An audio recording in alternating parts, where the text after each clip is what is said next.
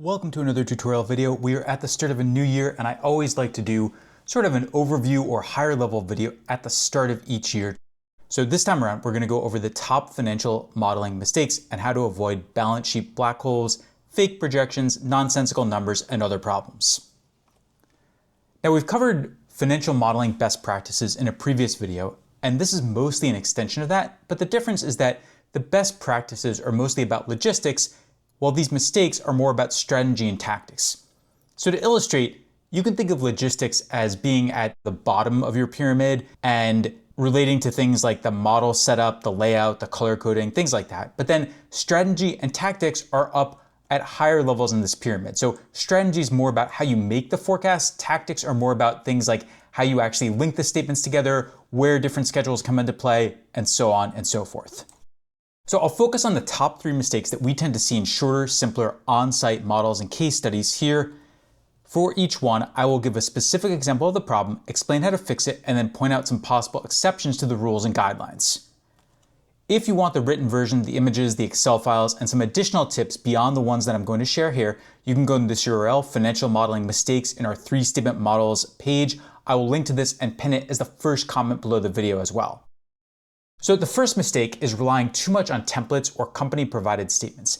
Now, some people say that the problem is that people make models too complicated, but that's not exactly what we are referring to here. What we're referring to is the fact that you have to be flexible and you have to be willing to modify everything.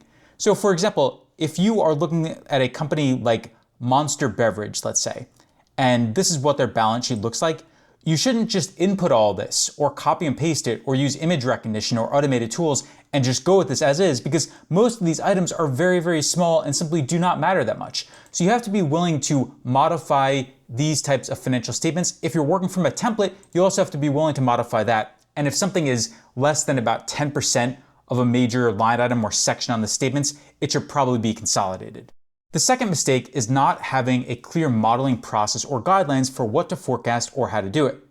So you always want to use a checklist, focus on 2 to 3 key drivers per company, and always follow a set financial statement order, such as starting with the income statement, projecting the operational balance sheet line items, moving to the cash flow statement, then going back and linking the remaining items in the balance sheet, and then linking in the interest income and interest expense on the income statement at the very end.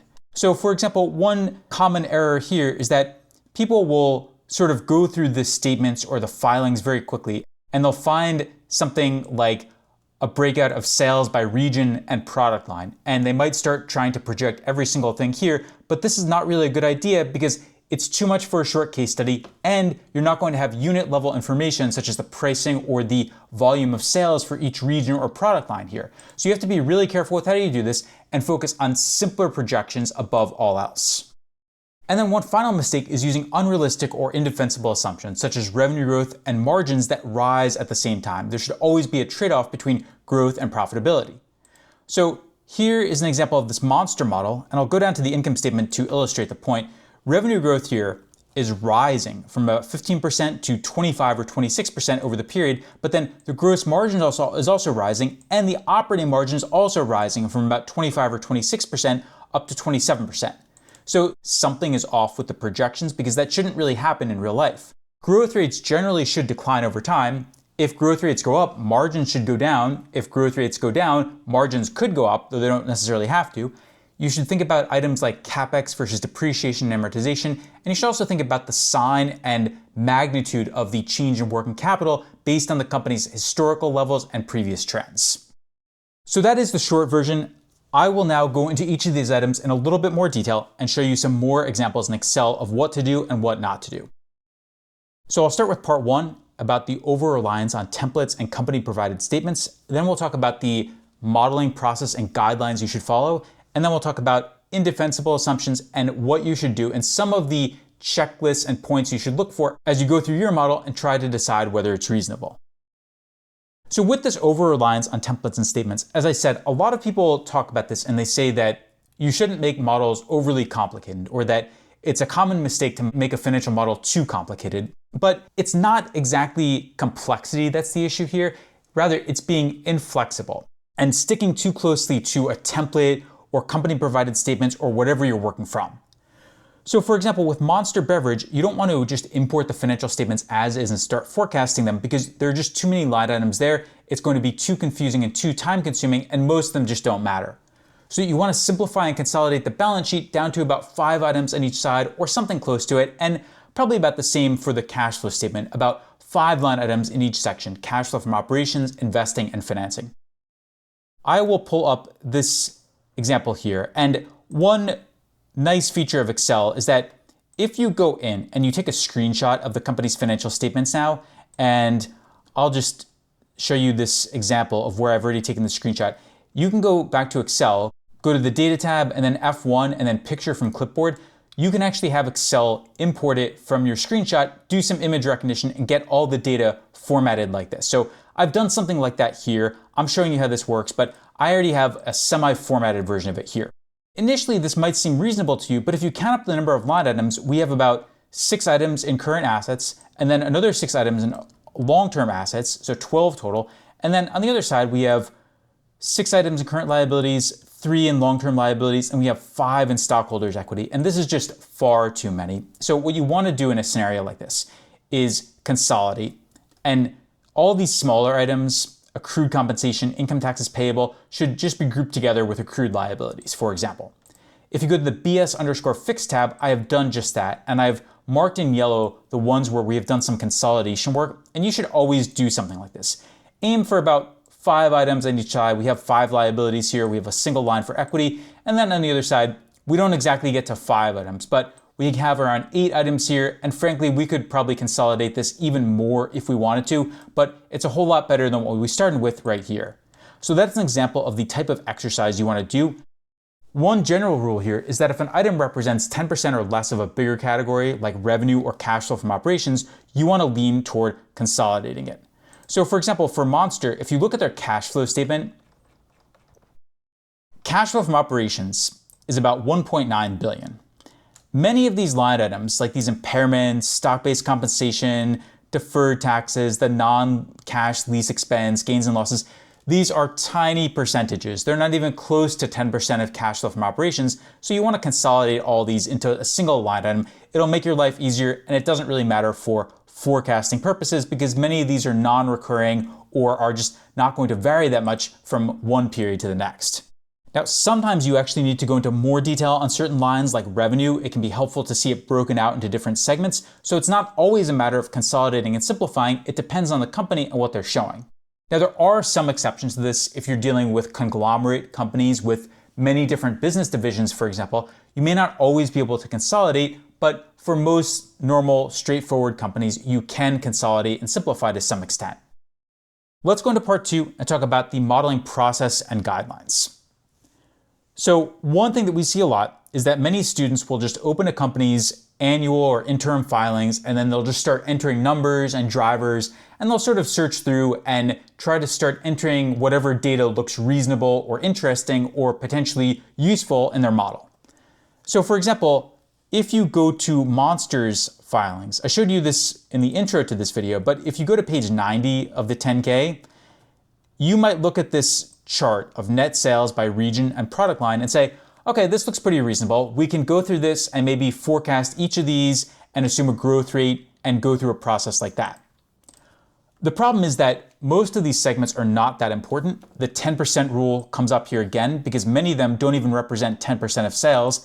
And if you look closely at the filing, you'll see that they don't give any unit or pricing information by these segments. Now, they do give the overall case sales, as they call it, and you can get to the revenue per case or the sales per case based on that. But if you look at it at this level, you don't have anything like that. So for example, here, it would be completely pointless to forecast something like strategic brands or alcohol brands separately because they're not even close to 10% of the company's total net sales.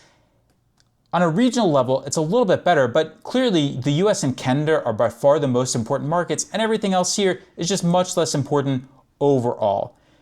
EMEA is technically above 10% of total net sales, but we would still say it's not really worth forecasting or projecting separately in this case. So generally speaking, you can solve this type of issue by following a very clear process checklist and a set of guidelines for everything in your model. I'll go through the set of guidelines that we recommend right here, and then show you a few examples of how you might apply them if you're trying to model a company like Monster. So step one is to gather data, like the annual and interim reports and the investor presentation or the most recent investor presentation at the bare minimum. Then you want to enter the historical financial statements. I showed you an example of that, of how you can import it via Excel and the image recognition functionality that's built into modern versions of Excel, and then how you can go in and simplify and consolidate some items, and you want to go through that same process for the income statement and cash flow statement. Usually the income statement doesn't require much, the cash flow statement will require a bit more work. Then set up the revenue and expense drivers, and you want to aim for generally 2 to 3 key drivers for the company overall. So this can be something like the sales per store and number of stores. It can be units sold times price per unit. It can be production capacity times utilization rate times average price per unit produced. It can be something like the employee count and the sales per employee. It could be market share times market size. It doesn't really matter what you pick as long as the company has the data to back it up and you can make some reasonable forecasts based on historical trends and whatever the management team is saying in the investor presentation. Then you want to forecast the financial statements. So we prefer to go in the order of income statement, operational items on the balance sheet, cash flow statement, link the remaining balance sheet items to the cash flow statement, and then wrap up with the interest income and expense on the income statement. Showing you the full 3-statement model for Monster here, we would start with the revenue and expense drivers. And as you can see, these are very simple. We have case sales, net sales per case. We do have market share and market size, so it's a little bit more complicated, but we're still dealing with essentially just 4 key drivers here for revenue. The expenses are quite simple, just percentages of revenue. So we started out with the income statement and forecast as much as we could. Then we moved to the balance sheet and forecast items like accounts receivable, inventory, prepaid expenses. Then we moved to the cash flow statement and forecast the remaining items here. We also linked in the change in working capital from the balance sheet line items. Once we had that, then we went back to the balance sheet and we projected items like the net PP&E, because this is based on the old item on the balance sheet, and then various line items on the cash flow statement like depreciation and capital expenditures. And then the last step is to do some checks and verification. So look at things like the growth rates, make sure they decline over time, make sure margins stay in a fairly stable range if you're looking at a base case type scenario for the company. Let's go to the last major mistake, indefensible assumptions.